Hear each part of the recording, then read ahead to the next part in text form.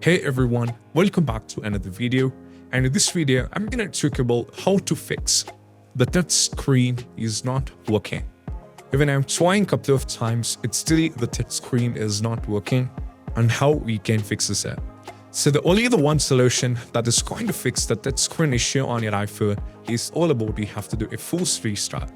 So to do a forced restart, you have to press the volume up followed by the volume down, and you have to press and hold the power button unless and until you see the Apple logo.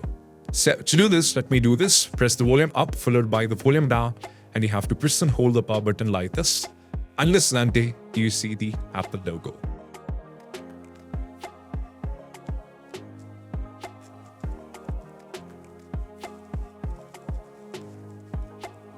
Once you see the Apple logo, you have to release both the buttons and you have to wait till your iPhone gets completely loaded up.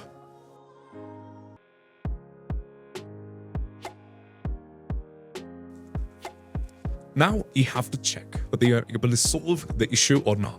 Most probably, they're going to work in most cases.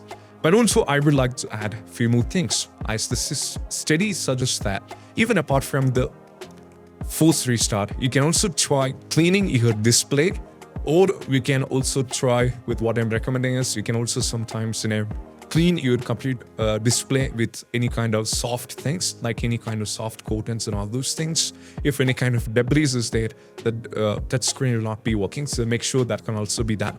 And also you can remove any kind of guard if you're using any display protectors that can be removed, and you can check as well. These are some of the study which state you can do these steps. What I'm recommending is you can try the first step. So that's all you have to do, and I hope this quick video is helpful. And if you find this video helpful, don't forget to subscribe and click on the bell icon for more notification. See you soon next video. Peace out. Bye bye.